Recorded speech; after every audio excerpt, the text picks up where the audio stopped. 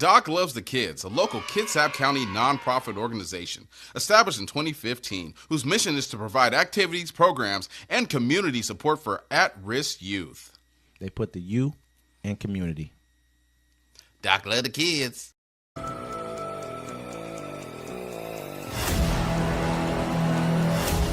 Welcome to Uncommon Courtesy. We give you the courtesy of conversation That's uncommonly spoke of. I'm D-Mac. I'm Wesley. And this is the show. Don't forget to like, listen, subscribe. Thanks to all our followers that watch us every time we post something. We really appreciate y'all. Yeah, it's kind of going down in the political spectrum. A lot of stuff going on. Yeah, a lot going on today. We had a lot of talk from I know Trump is on X right now. Yeah, he's talking with Elon Musk about a little bit of everything. Sounding just like Trump always sounds. We'll have a lot more on that tomorrow for tomorrow's show. Also, we had Biden just gave an interview as well. Babbling and who are you talking about? Which one? The whole thing. It's kind of like there's a shadow of Trump doing that dance in between both of them, just jerking. Just jerking. Hey, I'm gonna be honest with you. The interview is crazy because it sounds like, just a regular Trump speech. Everything he's saying is just, it's a lot of lies involved. But I've heard some things I honestly agree with. I know that Musk said something about not to get too far into it, but Musk said something about having like a panel for basically like an audit just for the government, which we already supposed to have one, but one that kind of makes them make better deals, finds out where the money's going, things of that nature. Pretty much like an IRS for the government. You know what I mean? Yeah, but the IRS is about to audit us, like the minor people. That's why they're making us we use Cash App. They're sending us records of it now. They're like, no. You can't just be passing money without us touching it. Yeah, that's crazy, what man. What you think this is? Post-America after we kicked out England? Nah, bro. That's our money. Every nickel and dime, I got you. They said Biden questions on health risks being real distraction. U.S. President Joe Biden gave his first TV interview on Sunday since withdrawing from the presidential election race, saying his decision stemmed from a desire to see his Republican rival Donald Trump beaten. Biden pulled out of a bid for a second term in the White House last month amid growing concerns about his age, health, and mental acidity. During short interview with CBS recorded last week at the White House, Biden said he faced pressure from fellow Democrats about his chances of winning the U.S. election. What happened was a number of my Democratic colleagues in the House and Senate thought I was going to hurt them, and I was concerned if I stayed in the race, that would be the topic you'd be interviewing me about, Biden said. I thought I'd be a real distraction, he said, and that this main priority was to beat Trump and see him not win a second term. The president admitted his performance against Trump in the first TV debate in late June had been a failure, but stressed that health-wise, he has no serious problem. So, really, when we look at it, I'm listening to the interview, and one thing that really stuck out to me, he was like, what brought me back into politics after I had left being the vice president was pretty much the fact that what I saw was the Charlottesville. What happened in Charlottesville when the girl got killed in Charlottesville, the guy mowed down all those protesters in the car. When everyone wants to act like Charlottesville was just nothing, like these type of events that are happening were just like they gloss them over. They gloss over January 6th as well. This is me speaking now, but at the same glossed over the Buffalo massacre of the black folks, the one. The church, yeah. Yes, and at the same time, then he also said that the next thing was. He said also, if we really look at it, was for January 6th. That's not what made him run. I'm not saying that part, but he's like, you look at it, he said at that point in time, they start coming outside without their hoods on. He said the KKK started coming outside without their hoods. They were emboldened by this president. He said this is what made him, these other events were what made him, push forward in running for the White House. In which, I felt like Joe Biden, like I always say this all the time, I feel like he gave it his all. He came in for the last 4 years. I'm not saying like, he just tried his best. I'm going to say he tried his best to make sure that, health-wise. Yeah, Democrats don't like open racism. They like to do it slickly. Yeah. There was the Grand Wizard of the KKK, Richard Byrd's funeral. Joe Biden was giving a speech there. He wasn't the Grand Wizard, but he was a part of the KKK. That's a fact. Close enough. That's a fact. He was in the KKK. Put them all together. You know what I mean? Robert Byrd was definitely in there. Young Thug's a criminal. They look at me as a criminal. So hey, Robert Byrd was part of the KKK Grand Wizard. He was like one of the chapter leads or some shit like that. Pretty much a chapter KKK. Pretty much a chapter Grand Wizard. You know what I mean? Yeah. just the leader of the chapter. You know, Ooh. but at the same time though, we got guys like Trump coming in speaking about Kamala Harris and her crowd sizes, and he thinks that she's faking. Why is he always on this crowd size thing? That's because crazy. He's a television host. He's a television show host, and we all act like he's not. We all act like he's really. Our crowd was bigger than MLK's. No, it wasn't. It wasn't even close. And at the same time, he's speaking about that. He's like, he has people believing that she had a picture of a crowd outside of her plane. Yo, I say this all the time, and shout out to my family that does this.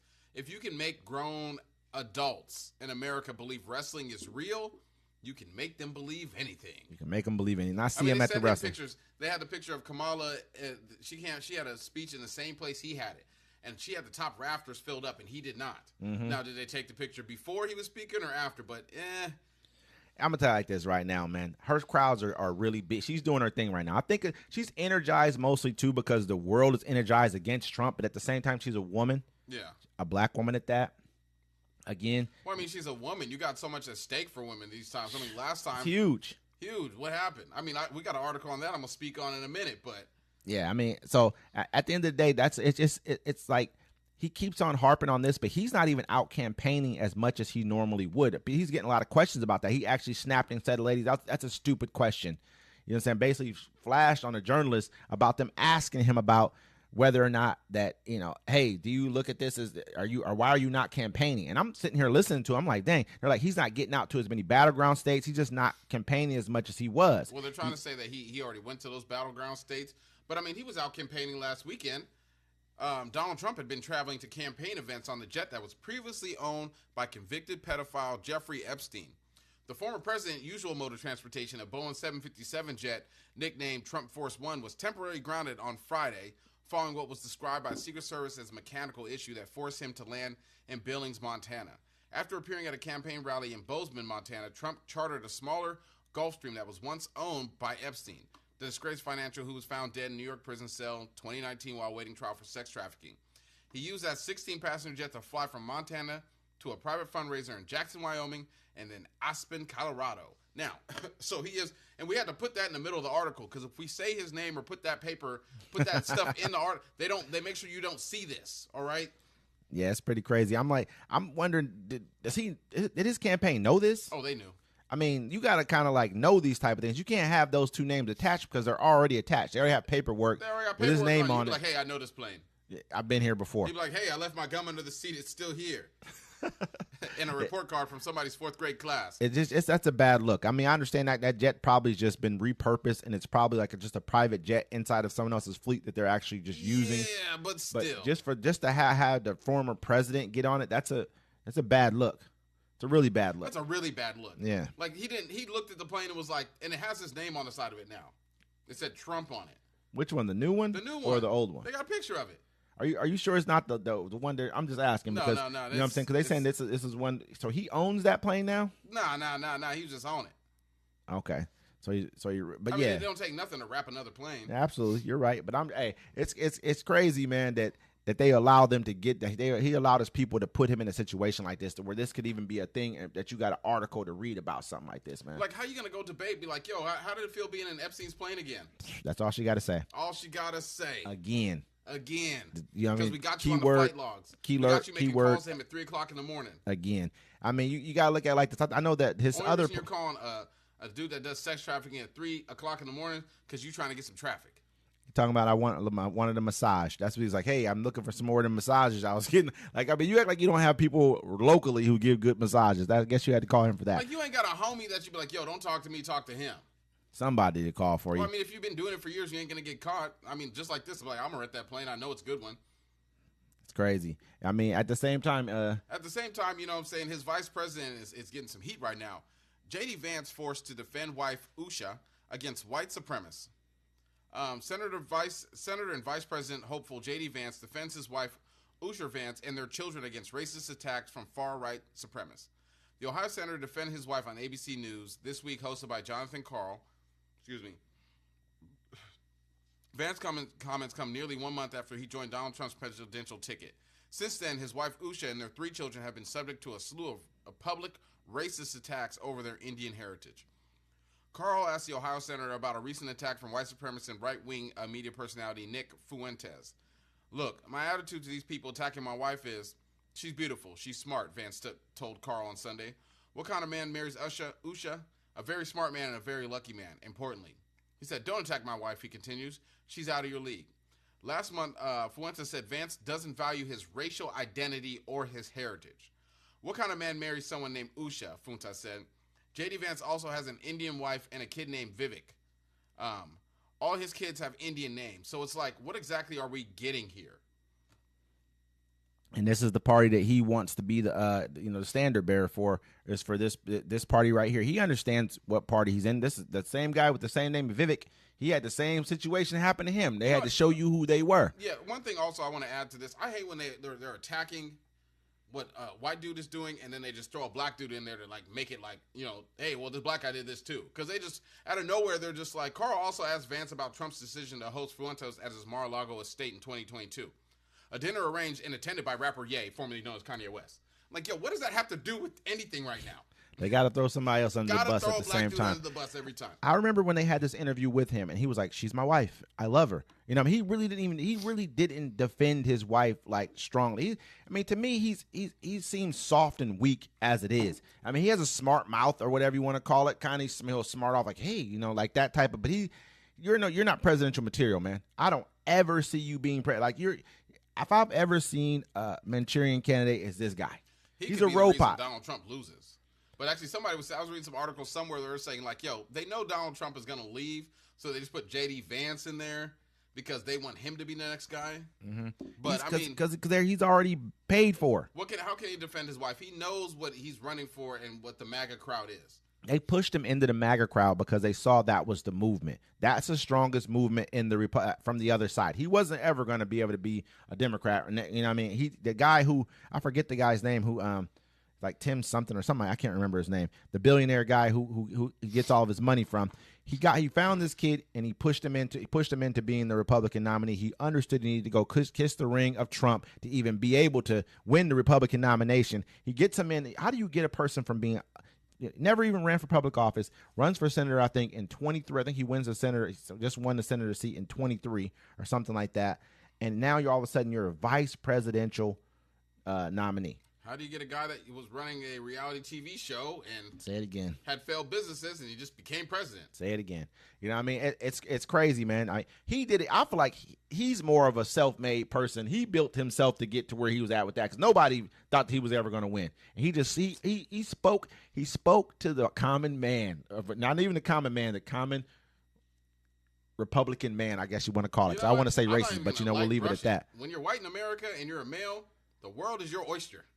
You can go from a reality TV star and a failed businessman all the way to president within a couple months. I know they were talking so bad about Barack, and Barack was actually a senator. He was like, he's only been senator for 4 years or whatever it was. He's a senator. He's had law degrees, all kind of stuff. Trust me, I know. Overqualified. Absolutely. And then they're like, Trump owned businesses. They didn't care that those businesses went out of business. They didn't care that he bankrupted everything he ever had. They didn't care that his dad gave him $400 million and then he blew through all that. But he was in Home Alone too. They didn't care about any of that stuff. You know what I mean? So to me, it's a wild story. Then you look at who he picks as J.D. Vance. He understands Vance comes with baggage, especially he knowing that that's a mixed family, and they're talking about white Anglo-Saxon. You know what I mean? American, Protestant. You know what I mean? I'm 56.2% sure Trump didn't know his wife was Indian before he selected him. I guarantee he had to know. How wouldn't he have known that? I guarantee if his people didn't know, it's a problem. No, they did not know. I'm 56 point. Actually, now I'm 62% guaranteed he did not know his wife was Indian. They had to have known that, right there. I'm not, because his people knew. Yes, and they told him about it. Know. He didn't care. He probably got the right amount of money not to care. Like, here you go. He didn't care who was his vice president. He's like, listen, if I lose, you still gonna sign off on it? He's like, yes, okay, cool. How much money you giving me again?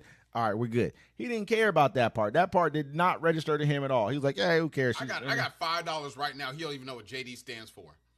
I don't even know what JD stands for. Me either. But I know damn well Trump don't know. Probably didn't ask him. JD, fabulous. I love the name. That's what your mother named you? Fabulous. That's a great name. He's like, nobody. What is even $5 right now. Trump don't even know what JD I don't think he does either. Ukraine says it sees 1,000 square kilometers in Kursk offensive as Putin vows worthy response. Ukraine's top commander says his forces have captured 1,000 square miles, 386 square miles of Russian bordering Kursk region, while Russian President Vladimir Putin has vowed a worthy response to the attack and ordered his troops to dislodge the enemy from our territories. With Russia still struggling to repel the surprise assault a week after it began, Ukraine's top commander, Oleksandr Syrskyi, briefed President Vladimir Zelensky by video link and said the advance into Russian territory was ongoing. We continue to conduct an offensive operation in Kursk region. Currently, we control about 1,000 square kilometers of territory in the Russian Federation, he said in a video published on Zelensky's Telegram account. So, I mean, that's a pretty nice little chunk of land right there, 386 miles.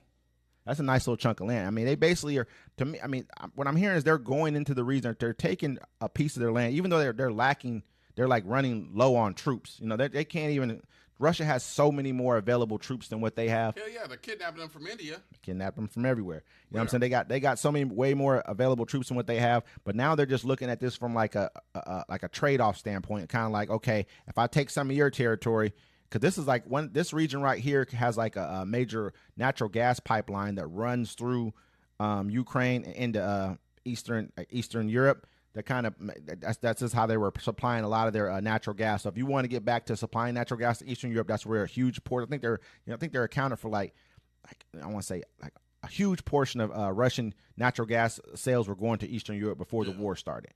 Do you think the war is ramping up now because the election's coming up? And they don't know who's going to be president. They're looking at like this, whoever, regardless of who's president, I might as well take this. Say if Trump wins, and he's going to start. Basically, he's going to say, "I'm cutting off all money, all aid to Ukraine right now," and so I don't think it matters who wins anymore at this point. I feel like the country's going to be in shambles regardless. What do you mean? Which one? Our country? Our country. I mean, I'm talking about as far as like Ukraine. Yeah. You know, I mean, I think if Trump wins, he's cutting off aid to Ukraine. They're gone. And so they're looking at like, okay, cool. So now, well, if we own this portion of land right here, we can trade it off for what you guys took from us. Yeah. And that's how they're kind of looking at it. And if Putin feels like he could just nuke that part and be like, it was mine anyways. I mean, I think right now, if anybody nukes anything, you're going to have the world turn against you. Everybody turns against you because now you've opened up a Pandora's box. Nuke them all too. He's low on troops. He's low on supplies. When you put somebody in a corner, they do corner shit. It ain't. I mean, yes, that's like to me, that's a North Korean type shit. Like nobody wants that because. Though. What'd you say? They friends. What I'm saying is like I don't know Russia. I mean, Putin still has a lot of people that he owes a lot to. You know, as far as like he has his oligarchs, he has all these different things going on. Putin doesn't. He would have already sent the nukes if that was the case. I'm just saying, there's no more rules in war anymore. No, I'm not saying there's rules. Israel set the standard. I'm not talking about rules, but if anybody uses a nuke right now, it opens it's a Pandora's box now. Everybody's like, shit, everybody's on guard right now. Everybody's like, fuck it. He's sending a missile, I'm sending a nuke. That's what the next person's going to do. I mean, I don't know the difference really at the end of the day. I'm not saying there's. I know there's. The other one's atomic. You know, but that's a pretty goddamn big bomb. Still, it's like people are. I think that they're not. It's not that there's rules because if there's no rules, he would just start slaughtering people. They dropped atomic bombs on Japan. I understand. 2 of those. Yeah, and they blew up. They killed a lot of motherfucking people with those. Those are huge bombs. They kill a lot. I mean, it's just. I don't think they're trying to go that route because if he does that, he opens that. If that were the case, he would just start slaughtering people right now. He just start saying fuck it. He's really living. He's living by engagement of war. Even when they hit the hospital, he was like, we didn't do. You know, he was disavowing. If he didn't give a fuck, he was just like, fuck it. I'm just running through here. Then fuck it. Kill everything.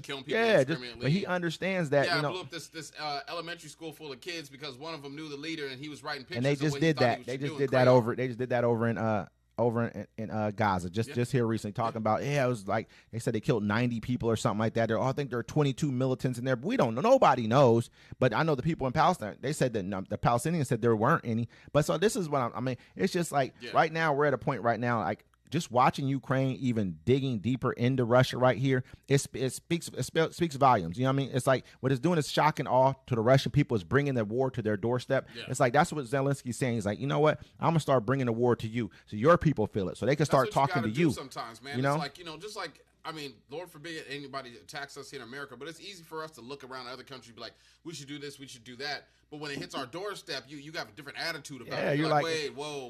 Hold on, we might need to negotiate this shit. I hate to bring it up again. It's like those dudes in Israel that were they were exempt from fighting at first, and they were the ones raging about it. Yeah, I know what you're talking about. Yeah, now, the Orthodox.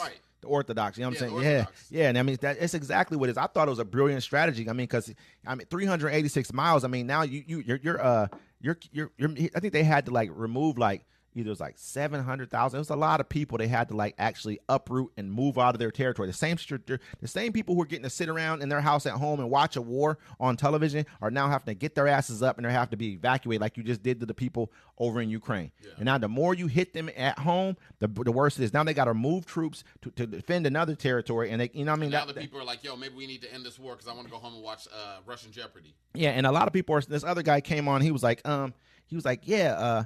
This is the same thing that happened in the Chechen war. Like the Chechens started trying to bomb back inside of Russia, but then it just turned the Russian people against them. I'm like that man. Shit. If it's me, I need you guys to feel this at home. I need to start bringing this to your fucking doorstep too, because it's at all my people's doorstep right now. I've been having to fight a defensive war this entire time. I wasn't allowed to shoot none of these foreign weapons into your country. Now I'm shooting foreign weapons into your country. Now I'll start attacking everywhere. I might try to bomb Moscow. You tried to bomb my you know what I mean, my capital. Yeah, why wouldn't you go after Moscow? Moscow problems. But speaking of things that are happening at home, Air Force says Supreme Court gave it right to poison drinking water.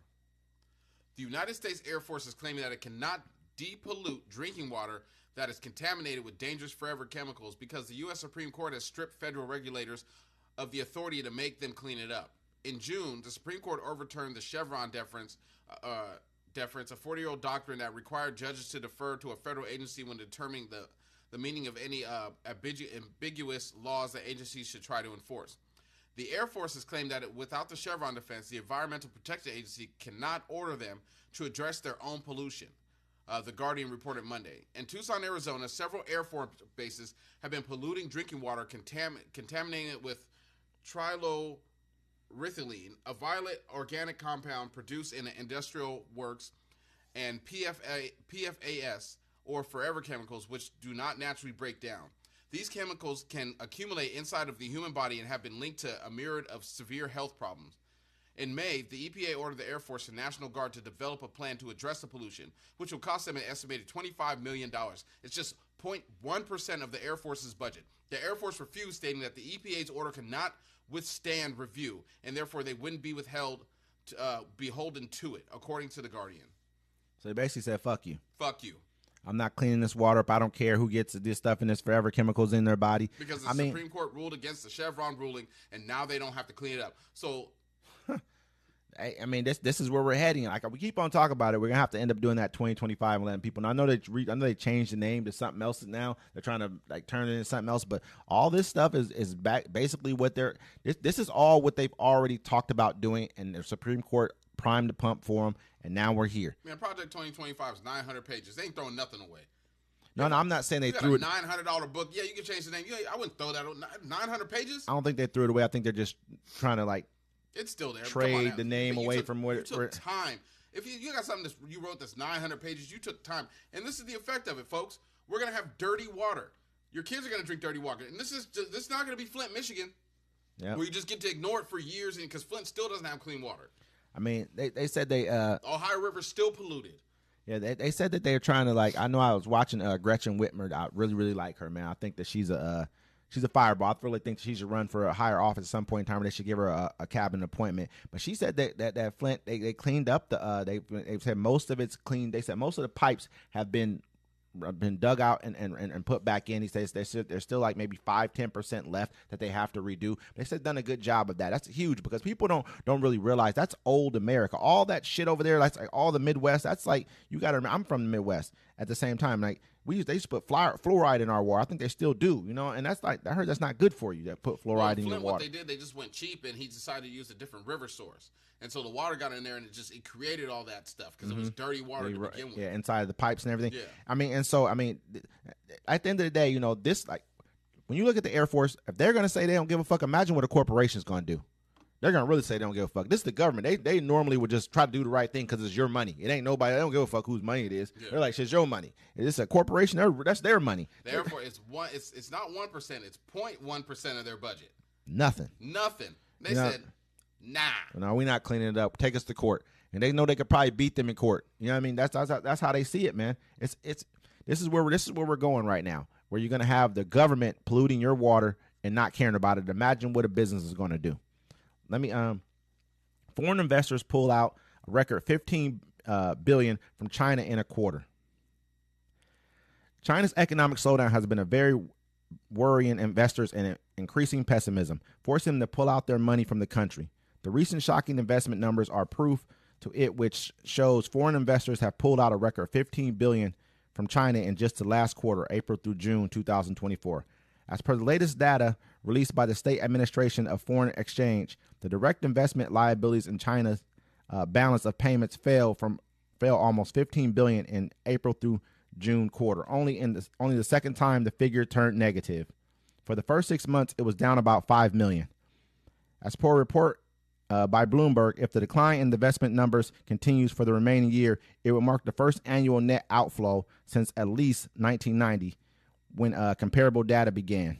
Now, the reason why I bring this up is that China is going through like a quasi-economic crisis right now. You know, they said basically like over the last 3 years, foreign investors have pulled out $6 trillion out of China.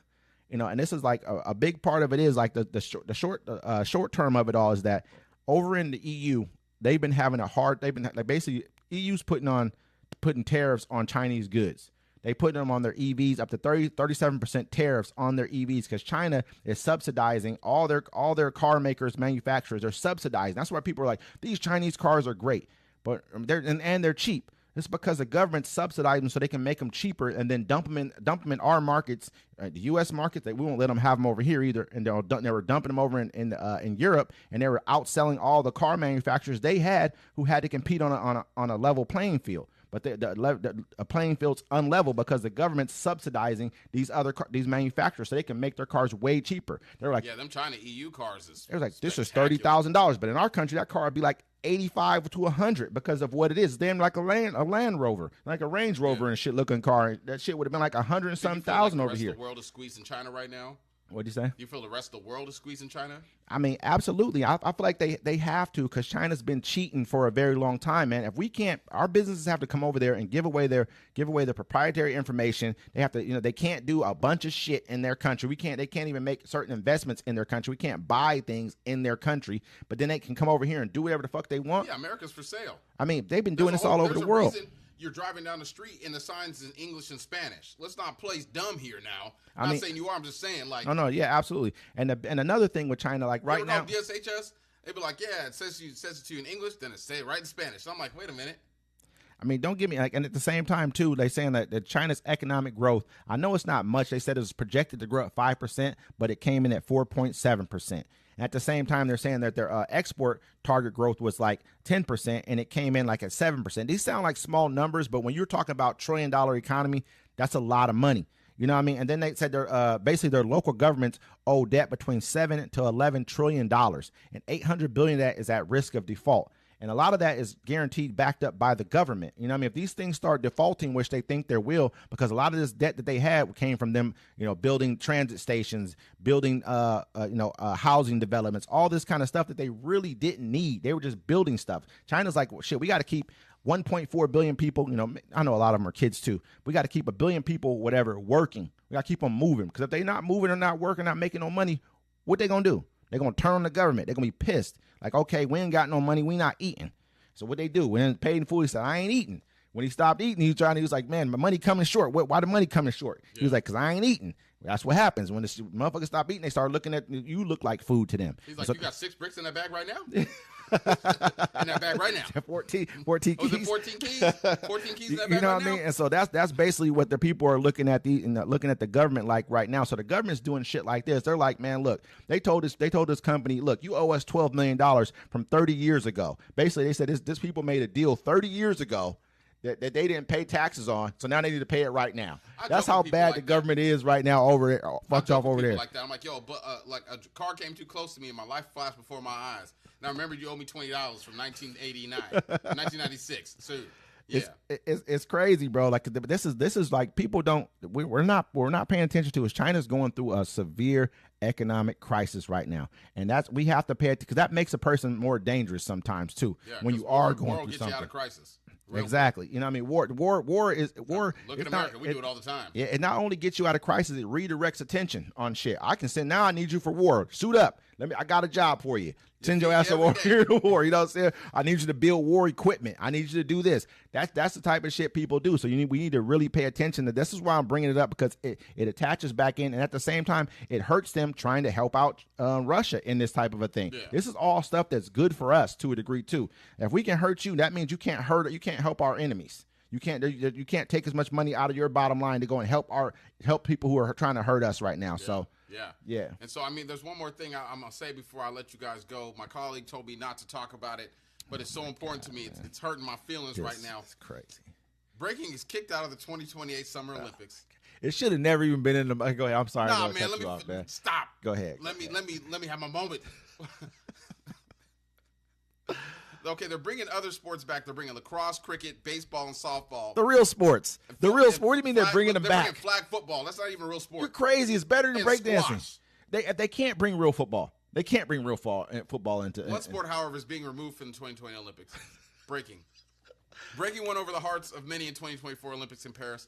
However, it's being removed from event lists ahead of 2028 Summer Olympics in Southern California. Did you say cricket? Australian competitor Rachel Gunn, known as Ray Gunn. Oh, my gosh. Went especially viral during the 2024 games in Paris. She was disappointed to learn that her spot won't be a part of the Summer Olympics in Los Angeles. Listen, I saw this dude make this video, right? It was his dad, dude. You see the video of the dude? It's like, he was like, now that I know I can make the Olympics for breakdance. This dude just playing, right? He's breakdancing. He know he can't breakdance. He's just doing the dumbest shit in the world, because that's what she was doing, bro. Yo, well, I've never seen no shit like that in my life. They put the stuff in there like, yo, they're like, when I give my kid sugar, and they show her doing her little routine. Man, and she beat the American girl. When a little kid looks at you and says, look what I can do. She beat the American girl, bro. And the American girl washed her. And she washed her so bad, bro. This girl didn't even do. I could have did that. If this would the American girl got cheated. So does that tell me that you can't? There's not really a voting scale for breakdancing. If this can happen. That's Australia. So Australia's giving out participation trophies. No. This happened in France, though. No. She was. I know. That's what I'm saying. So this happened in France. So how? No. It happened in France. The Olympics were in France. That's what I'm saying. She had to. Where was the judge? No. It doesn't matter who you're saying. I don't care who they say. They don't just paper rock scissors like, okay, you got to. Sound like they did. It sounded like they did. In Australia. It sounded like they did. In Australia. Yeah. In Australia. They didn't have anybody else better than her. She was the best. Australia, she was the creme de la creme. Right now. Hey. You don't ever say nobody in the BC one, none of the world breakdancing stuff. She was the creme de la creme of breakdancing. She was creme de la creme breakdancing from Australia. She said, look, I'm too old to be doing the power moves and stuff where you shouldn't be in there. How is she the only breakdancer in Australia? That what she said? Yeah. She looked old as hell, too. She old as hell. Because they knew that she was the one who was cold back in the day. They were like, man, we're going to do the breakdance thing. You're our only hope. They came to her like, you're our only. She was the only person who did breakdancing in the 80s. That's how old. She didn't look that old, but she looked kind of older. I was like, that's why she had that hat on. Theory and stuff. So she thought because she was studying, you could tell she ain't got no rhythm. She was crap. Listen, man, they should never have breakdancing. None of them were that good. I've seen some cold breakdancers before, and none of these guys should have ever made break. I mean, even the dude who was from America, he was cool, but he wasn't filthy. I seen some filthy cats before. Nah, bro, Americans don't hold. I mean, America's a good breakdancer. They should have had some of the cats to be in them dance lines. Come do it. You know what I'm talking about? Some of the cats to be having the circles. Then they had these cats come in the middle of dance. Are the people? They should have been the ones doing this breakdancing competition. They just had the BC one in Paris. I watched the BC. I had my kids watch it. I watched. You showed me about one or two things. They was all crap. The one girl from America was decent, but she wasn't even that great. I seen some shit before. They should have had Chris Brown come on there and do the thing where he slid across the thing. We could have some of the best breakdancers in America, right? But American corporations don't want to invest in hip hop like that. They want to invest in niggerdom. Think about it. All you hear is trap music. Hip hop lives outside of the rest of the world. I've watched Chris Brown on, what was that movie, man? Drumline or whatever the movie is. You know how they always playing the same movies. Whatever that movie was where he slid across the thing on his elbow. They should have had them motherfuckers doing that shit. I don't know, but they should have been in there. And there's a lot of them. That's what Nick Cannon, where he's beating the drums. I don't know, bro. It's in the name of the movie. Listen. It's called Drum Line. He's in line playing the drums. That's nothing to do with breaking. They all sound the same to me. All the movies are just alike to me. Okay, they had the one with the one white girl and the one black dude. They all the same fucking movie in my eyes, bro. Are you talking about Honey? I don't know, bro. The movie, how old are you? Listen, I'm just saying, man. When's the last time you've been to the movies? Long time. Listen, he said. What I'm saying is these are better dancers. These are better dancers than what we watched at the fucking And I Olympics. told you, Am they I don't wrong? let hip-hop live in America no more. They're still doing those kind of dances, They though. do it, but it's not I as see big. it all the time online. The corporations want you to have a sexy red. Oh, no, don't try to put this off on Yep, him. and the trap He just was music. trying to pump They don't up. want We don't want to hip-hop. get too far into this, but he was trying to pump up breakdancing, and this was crap. I love That's what breakdancing. happened. Yo, I It ain't was giving crap. up on it. They should have it the next year. Nuh-uh. But they're not going. They knew in 2023 They needed baseball and cricket and what was that? Wherever else football. they We had. wanna watch flag Hell football yeah, on I'm a gonna watch national flag scale. football. Why? They're gonna have NFL players in it. You ain't heard about the NFL players starting Who talking about cares? going? It's horrible. Make them crush skulls. When I watch the NFL, I want to see pain. I want to see somebody get knocked out. That's why I watch football. Ain't nobody want to watch 60 minutes of some dudes. Nobody's catch about to go to the my Olympics to flag, get hurt. You get what Catch for my what to flag. get we have to get $37,000 for a gold medal. Ain't none of these NFL players playing for that. I don't know. You know how many people at the Olympics went homeless because they had to go to the Olympics? I don't know. They couldn't even Flavor Flav out there paying rent. Anyways, folks, we will see you next time. Uncommon Courtesy.